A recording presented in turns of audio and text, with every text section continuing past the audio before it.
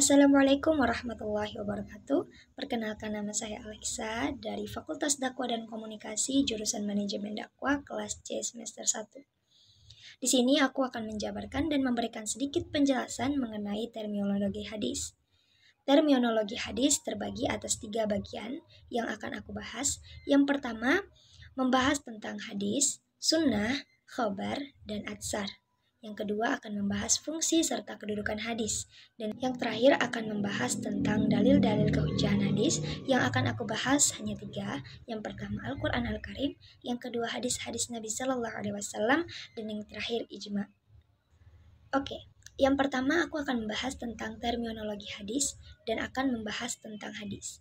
Hadis berasal dari isim masdar yang berarti hadatsan yahditsu hadatsan, yang secara etimologi berarti komunikasi, cerita, percakapan dalam konteks agama maupun duniawi, ataupun dalam konteks sejarah maupun peristiwa dan kejadian yang aktual. Secara bahasa, hadis memiliki banyak arti, di antaranya yang pertama, komunikasi yang religius, pesan dan Al-Quran. Yang kedua, komunikasi duniawi atau kejadian alam pada umumnya. Yang ketiga, mengenai cerita sejarah. Dan yang terakhir, rahasia atau percakapan yang masih hangat. Sedangkan secara istilah, ahli hadis, ushul dan ulama fikih memiliki perbedaan pendapat. Bagi para ahli hadis, mendefinisikan hadis adalah segala perkataan, perbuatan, dan hualnya Nabi. Sementara menurut ushul, mendefinisikan hadis adalah segala perkataan Nabi, perbuatan dan ketetapan selain Al-Quran Al-Karim yang dapat dijadikan sebagai dalil untuk penempatan hukum syarak.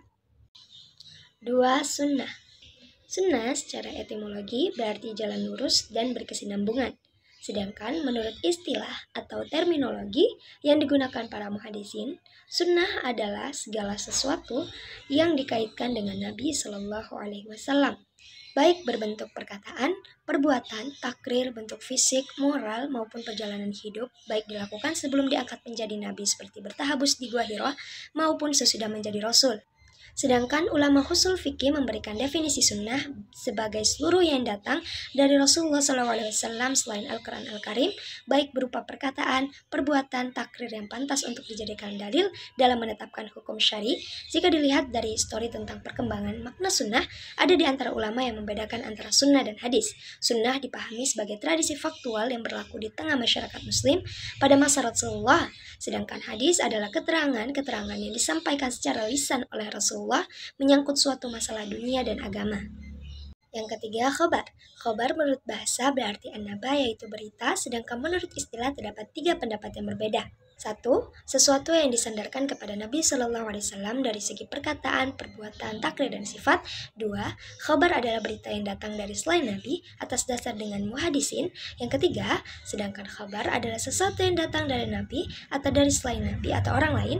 Pendapat ini, maka seorang itu bisa dikatakan ahli hadis ataupun ahli sunnah. Yang keempat, atsar. Atsar secara etimologi berarti baqiyat al-syai, yaitu sisa atau peninggalan sesuatu. Sedangkan pengertiannya secara terminologi atau istilah ada 2 pendapat. Pertama, atsar adalah sinonim atau kesamaan hadis. Yang kedua, atsar adalah segala sesuatu yang disandarkan kepada sahabat dan tabi'in yang terdiri atas perkataan dan perbuatan.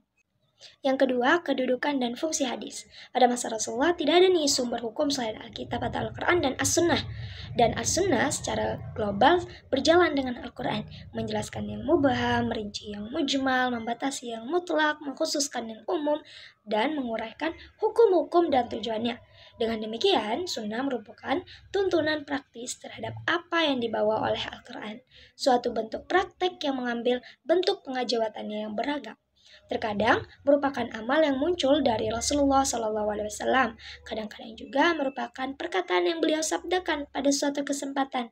Dan kadang-kadang juga merupakan perilaku atau ucapan dari sahabat Rasulullah SAW. Lalu beliau melihat perilaku itu, mendengar ucapan itu, kemudian memberikan pengakuan. Beliau tidak menentang atau mengingkari, tapi kadang beliau diam. Lalu kadang juga justru menilainya baik. Itulah yang disebut dengan takrir dari beliau. Sunnah menjelaskan Al-Quran dari berbagai segi. Ia menjelaskan ibadah dan hukum yang bersifat global.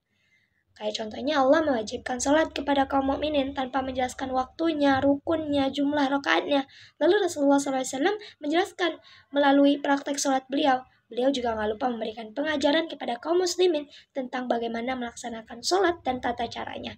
Sebagaimana dalam sabda beliau, "Shallu kama ra'aitumuni usolli." Salatlah kalian sebagaimana melihatku salat. Allah Subhanahu wa taala juga mewajibkan haji tanpa menjelaskan manasiknya. Lalu Rasulullah SAW menjelaskan tata caranya kepada kita. Juga mewajibkan zakat tanpa menjelaskan harta barang dagangan mana yang dizakatkan atau yang dihadapi, termasuk nisabnya masing-masing. Sunnahlah yang menjelaskan hal itu. Termasuk penjelasan Rasulullah SAW terhadap Al-Quran, mentaksimannya. Juga menandaskan dan mengukuhkan apa yang sudah dijelasin oleh Al-Quran Al-Karim. Di dalam As-Sunnah juga terdapat hukum-hukum yang tidak disebutkan implisit oleh Al-Quran, yang statusnya tidak menjelaskan atau memberikan tuntunan praktis dari apa yang disebutkan oleh Al-Quran, seperti pengharaman himar-himar, binatang bertaring, bersetubuh dengan ibu, dan sebagainya. Ibnu Al-Qayyim Az-Zawjiyah mengatakan, sunnah merupakan tambahan dari apa yang belum dijelaskan oleh Al-Quran, merupakan pensyariatan dari Nabi Shallallahu Alaihi Wasallam yang harus ditaati dan tidak dihalalkan untuk mendurhakainya. Hal itu tidaklah merupakan sikap pendahului Al-Quran, tetapi merupakan wujud taat kita kepada Rasulullah Shallallahu Alaihi Wasallam yang mana Allah Subhanahu Wa Taala perintahkan. 3. Membahas dalil-dalil kehujahan hadis. Yang pertama, Al-Quran Al-Karim. Di dalam Al-Quran terdapat banyak ayat yang menjelaskan tentang kewajiban kita sebagai umat muslim taat kepada Rasulullah SAW. Di antaranya Allah berfirman dalam Quran surah An-Nisa ayat 59, "Ya ayyuhalladzina amanu athi'ullaha wa athi'ur rasula wa ulil amri minkum fa in tanaza'tum fi syai'in faradduhu ilallahi war rasuli in kuntum tu'minuna billahi wal yawmil akhir dzalika khairu wa ahsanu ta'wila." Yang artinya, hai orang-orang yang beriman, taatilah Allah dan taatilah Rasul-Nya dan ulul amri di antara kamu. Kemudian jika kamu berlainan pendapat tentang sesuatu, maka kembalikanlah ia kepada Allah atau Al-Quran dan Rasul atau As-Sunnah. Jika kamu benar-benar beriman kepada Allah dan hari kemudian, yang demikian itu lebih baik akibatnya. Allah Subhanahu wa Ta'ala juga menjelaskan bahwa taat kepada Rasulullah berarti taat kepadanya. Allah berfirman dalam Quran surah An-Nisa ayat 80, "May yuti'ur rasula faqad ata'allah wa man tawalla fama arsalnaka 'alaihim hafizah." Yang artinya, barang siapa menaati Rasul atau Muhammad, maka sesungguhnya dia telah menaati Allah. Dan barang siapa berpaling daripada ketaatan itu, maka ketahuilah kami tidak mengutusmu wahai Muhammad untuk menjadi pemelihara mereka. Sebenarnya Allah Subhanahu wa Ta'ala juga menyebutkan secara eksplisit dalam Al-Quran kewajiban mengamalkan sunnah, sebagaimana di dalam ayat-ayat lain kewajiban taat kepada Rasulullah SAW. Semua itu merupakan dalil yang bertumpu kepada sunnah dan dijadikan salah satu sumber pembentukan syariat dalam Islam. Yang kedua, hadis Nabi Sallallahu Alaihi Wasallam. Rasulullah berkata, "Aku tinggalkan kepada kalian dua perkara, kalian tidak akan tersesat selama masih berpegang kepada keduanya, yaitu kitabullah dan sunnahku."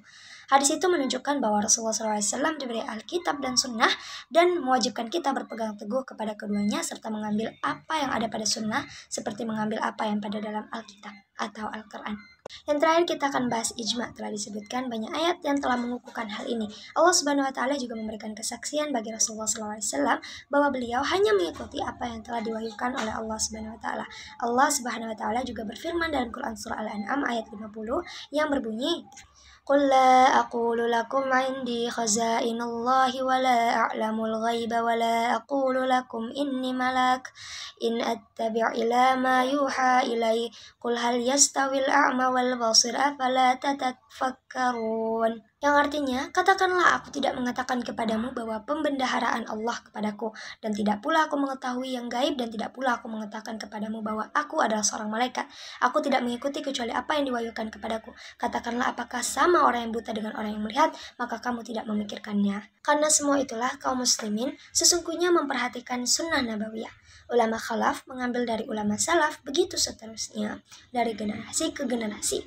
Mereka menjadikan rujukan atas berbagai persoalan yang mereka hadapi, yakni persoalan-persoalan keagamaan. Merekalah memegang teguh apa yang ada di dalamnya. Aku menjaganya karena memenuhi panggilan Allah Azza wa Jalla dan pengakuan utuh atas Rasulullah SAW. Itu tadi presentasi singkat dan penjabaran aku atas pembahasan terminologi hadis, di mana terminologi hadis sendiri terdapat 3 bagian. Mengenai terminologi hadis sendiri, lalu ada kedudukan dan fungsi hadis, yang terakhir ada dalil-dalil tentang kehujahan hadis. Itu saja yang bisa aku sampaikan. Kurang lebih aku mohon maaf, kepada Allah aku mohon ampun. Assalamualaikum warahmatullahi wabarakatuh.